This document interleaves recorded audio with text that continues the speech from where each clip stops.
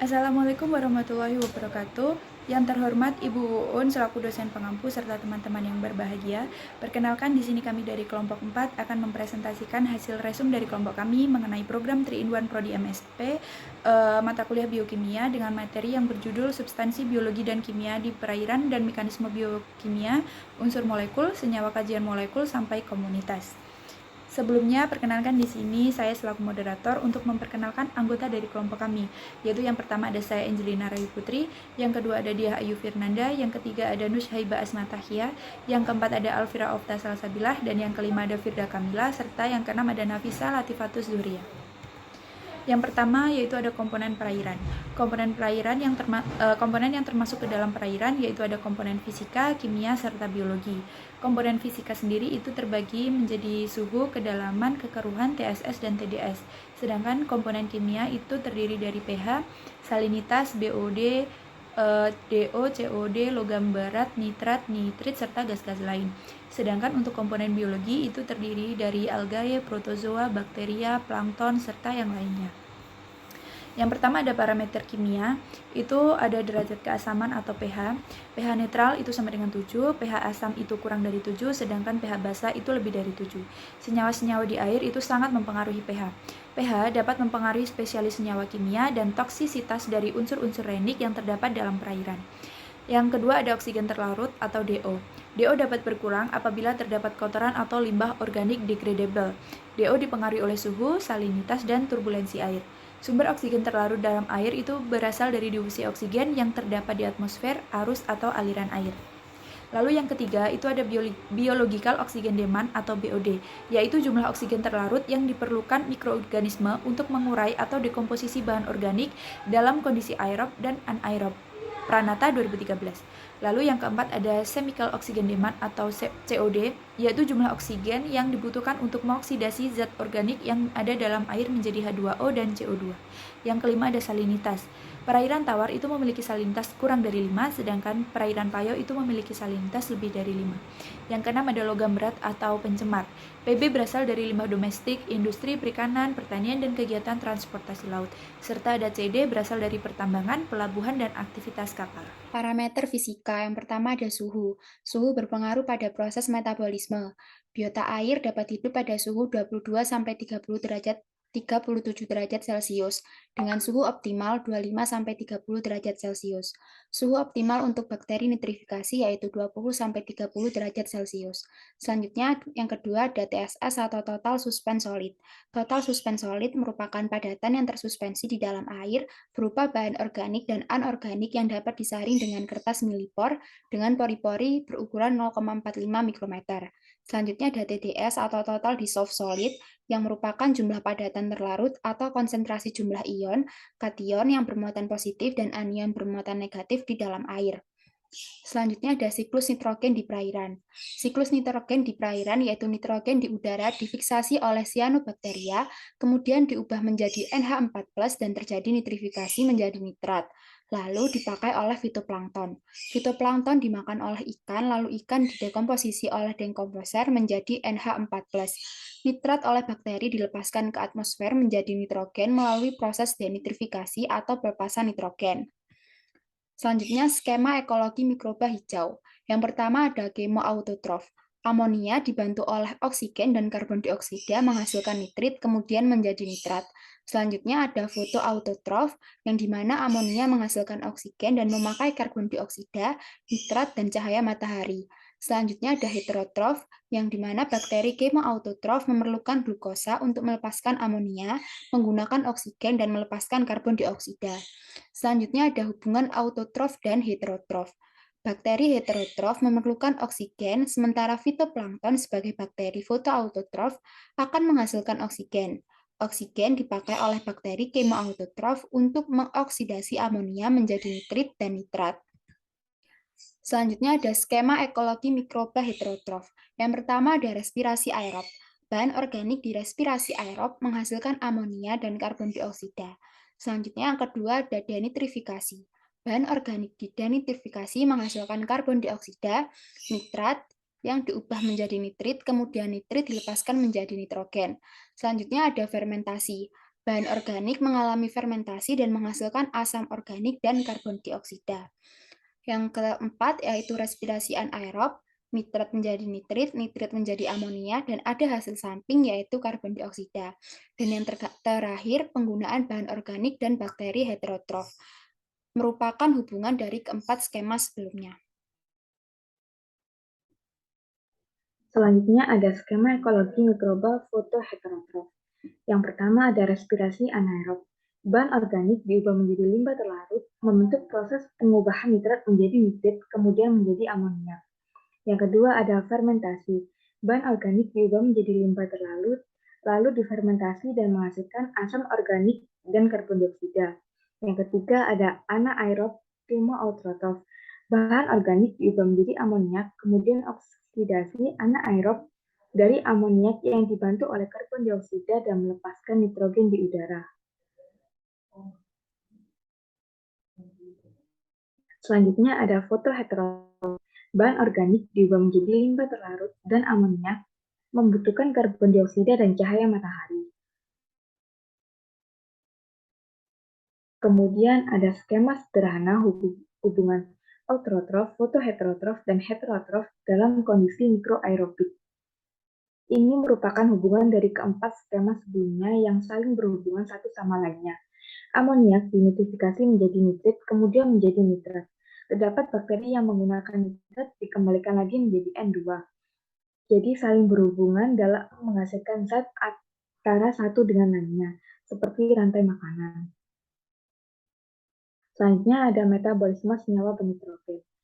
Anaerob akan mengoksidasi dari NH3 menjadi NO2, kemudian dinitrifikasi kembali menjadi nitrat. Sedangkan anaerob yaitu nitrat diubah menjadi nitrit, lalu menjadi NH3, kemudian dapat dilepaskan menjadi nitrogen. Kemudian ada pendekatan molekuler. Kegunaan untuk identifikasi jenis, mengetahui kekerabatan dan keberagaman genetika organisme, identifikasi penyebab sakit, perubahan susunan genetika akibat penyakit, serta upaya-upaya penanganannya. Kemudian ada informasi hasil DNA barcode.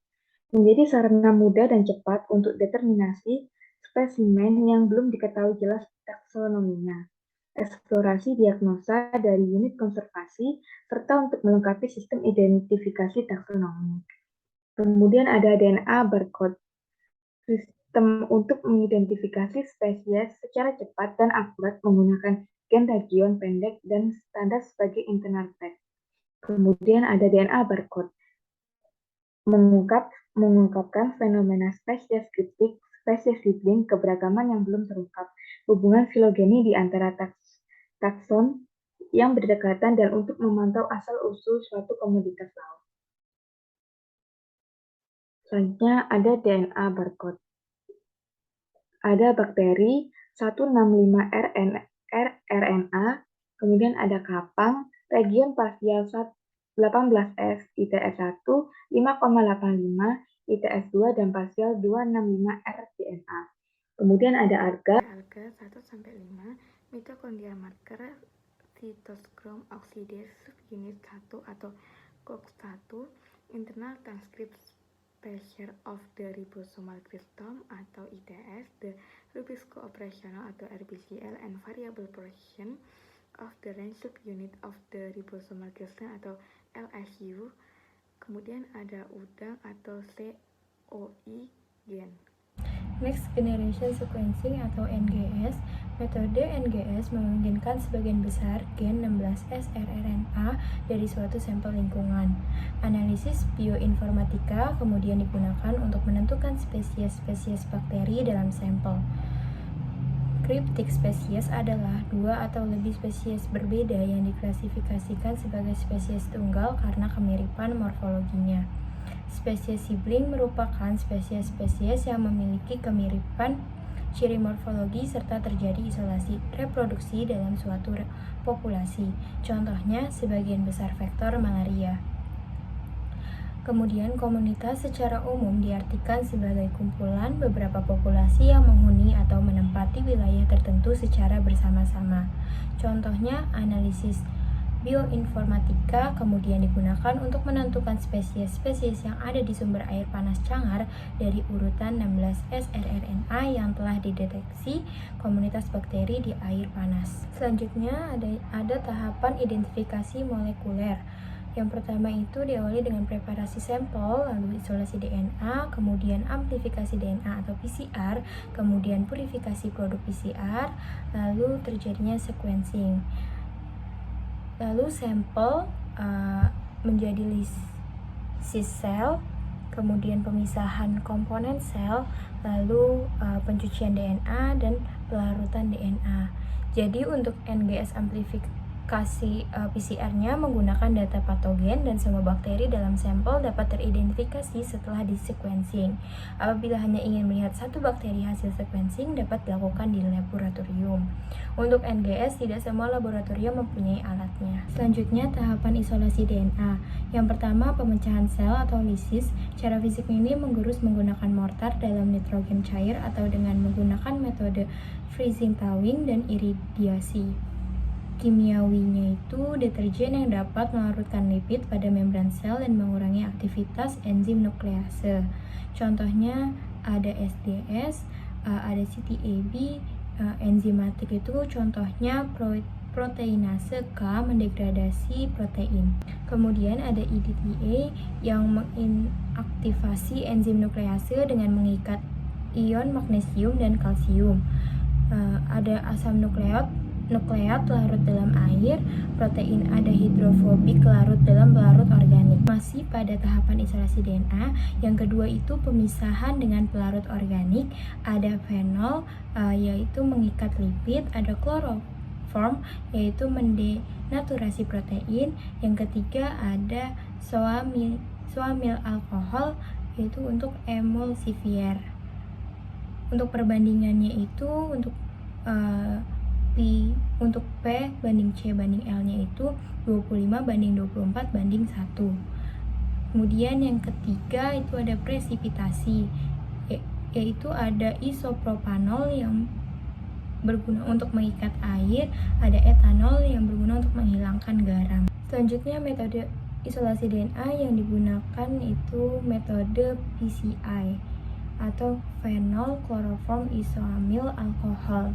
Langkah kerja isolasi DNA metode PCI ini yaitu yang pertama menggerus 30 mg sampel dengan mortar hingga halus, tambahkan 500 mikroliter buffer ekstrasi. Yang kedua tambahkan 20 mikroliter proteinase K atau berupa 10 mg per mililiter dan 50 mikroliter SDS vortex. Yang ketiga inkubasi dalam water bath dengan suhu 55 derajat Celcius selama 60 menit, lalu kocok perlahan tiap 10 menit. Yang keempat tambahkan 50 mikroliter 5 mNaCl, lalu 400 mikroliter fenol, lalu 400 mikroliter CIAA. Kemudian putar pelan selama 60 menit pada suhu ruang.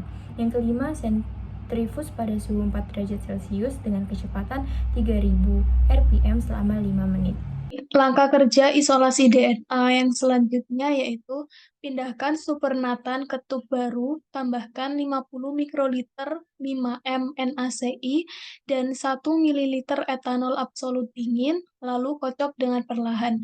Selanjutnya inkubasi di freezer selama 60 menit. Kemudian sentrifus pada suhu 4 derajat Celcius dengan kecepatan 8000 rpm selama 5 menit, lalu buang supernatan. Kemudian tambahkan 1 ml etanol 70% ke pelet, dan kemudian sentrifuskan pada suhu 4 derajat Celcius dengan kecepatan 8000 rpm selama 5 menit. Lalu buang supernatan dan tiriskan sampai tidak ada sisa etanol yang tertinggal. Kemudian keringkan sisa etanol pada suhu 37 derajat Celcius selama 60 menit. Lalu yang terakhir tambahkan 50 sampai 100 mikroliter buffer TE pada pelet dan simpan pada freezer. Kemudian berikut ini adalah metode isolasi DNA dengan metode spin column. Pada tahun 1989, McCormick memperkenalkan metode ekstraksi DNA yang menggunakan menggunakan partikel inti bersilika sebagai pengganti penggunaan larutan fenol pada tahapan ekstraksi. Fungsi dari silika ini mirip dengan fungsi fenol, namun memiliki beberapa unggulan, seperti penggunaan yang lebih aman dan minim potensi kontaminasi silang. Diketahui, presipitasi pada metode fenol kloroform dapat menyebabkan potensi kehilangan DNA, kemudian hal ini dapat dikurangi dengan penggunaan silika. Penggunaan partikel silika ini dimodifikasikan untuk dalam bentuk membran silika yang terintegrasi dengan tabung spin column, yang mana dalam pengoperasiannya membutuhkan gaya sentrifugal untuk dapat mempurifikasi materi DNA. Penggunaan metode spin column ini membutuhkan alat instrumen sentrifuge untuk pengoperasiannya. Metode spin column sangat umum dijumpai pada saat ini, tergabung dalam kit komersil dengan berbagai tipe yang disesuaikan berdasarkan jenis sampel yang akan digunakan. Durasi pengerjaan metode ini memakan waktu lebih singkat. Selain itu, DNA yang dihasilkan lebih bersih dan terkonsentrasi jika dibandingkan dengan metode konvensional. Lalu selanjutnya ada analisis hasil isolasi DNA. Yang pertama ada elektroforesis agarosa untuk melihat ukuran DNA. Terdapat pewarna untuk visualisasi DNA berupa karsinogen yang sudah jarang digunakan seperti Delred, hematoxylin, methylene blue, pico green, sip green, sip gold. Lalu ada marker untuk menentukan ukurannya. Kemudian ada loading dye sebagai pemberat dan juga pewarna DNA saat telepon. Dan yang kedua ada konsentrasi dan kemurnian DNA, meliputi spektrofotometer, konsentrasi dalam Ng/UL, kemurnian serapan, dan juga adanya kontaminasi polisakarida atau polifenolik. Kemudian ada perbandingan beberapa metode isolasi DNA untuk deteksi dini virus KHV pada ikan mas. Berikut terdapat nilai kuantitas DNA genom dan juga perbandingannya efektivitas dan sensitivitas isolasi DNA, dan terdapat bahaya dari fenol diantaranya yaitu bersifat toksik dan korosif, yang kedua mengiritasi saluran pernafasan, dan yang ketiga yaitu menimbulkan luka bakar pada kulit. Jadi jika kulit terkena fenol, segera beri larutan asam pikrat sebagai pertolongan pertama. Reaksi polimerase berantai atau PCR merupakan proses sintesis enzimatik untuk mengaplikasikan nukleotida secara in vitro hingga ribuan bahkan jutaan kali, yaitu sekitar 1-10 juta kali. Komponen reaksi PCR yang diperlukan yaitu yang pertama ada DNA template, yang kedua primer spesifik, yang ketiga enzim DNA polimerase yang termostabil, yang keempat buffer PCR, dan yang kelima ion Mg2+. Berikut ini teknik dasar amplifikasi PCR, yaitu yang pertama denaturation 95 derajat Celcius selama 30 detik, yang kedua annealing 55-60 derajat Celcius selama 30 detik, yang ketiga extension 72 derajat Celcius. Untuk waktunya tergantung panjang pendeknya ukuran DNA yang diinginkan sebagai produk amplifikasi. Primer yaitu oligonukleotida 15-32 BP mengenali urutan yang akan diamplifikasi. Yang kedua, kandungan GC harus antara 45-60%. Yang ketiga, primer tidak saling komplementer sehingga membentuk dimer primer berikatan satu sama lain atau membentuk hairpins. Perhitungannya dicek dengan oligokalkulator. Berikut adalah contoh aplikasinya untuk mengetahui primer blast itu seperti apa. Jadi, misal kita cari di database bakteri nitrifikasi gen tertentu. Kita ingin tahu bakteri yang ada di air dan ingin lihat bakteri Nitrosomonas ada atau tidak. Ini primer melting temperature hubungannya nanti dengan suhu annealing. Biasanya semakin tinggi suhu maka semakin spesifik primernya, sedangkan semakin tinggi suhunya maka bisa menempel di targetnya. Setelah itu dicet primernya dan dimasukkan forward, kemudian klik check self complementer. Sequencing adalah teknik untuk menentukan urutan basa nukleotida dari urutan suatu DNA seperti adenin, timin, guanin, dan sitosin. Sequencing dilakukan dengan alat berupa sequencer. Kemudian kita akan memperoleh urutan pasangan basanya. Whole genome sequencing digunakan untuk mempelajari virus, misalnya virus di ikan koi atau pada penyakit ikan koi. Setelah dapat sekuennya, lalu kita analisis hasil sekuennya itu dengan melihat kemiripannya lalu di blast. Ini merupakan hasil dari NCBI-nya, dan kita bisa menganalisis kekerabatannya dengan software ini. Berikut merupakan contoh dari filogeni tanaman bakau. Ternyata Thespesia ini kekerabatannya paling dekat dengan Hibiscus, tetapi jauh banget dengan Nymphaea. Sekian presentasi dari kelompok kami. Apabila ada kurang lebihnya kami mohon maaf. Wassalamualaikum warahmatullahi wabarakatuh.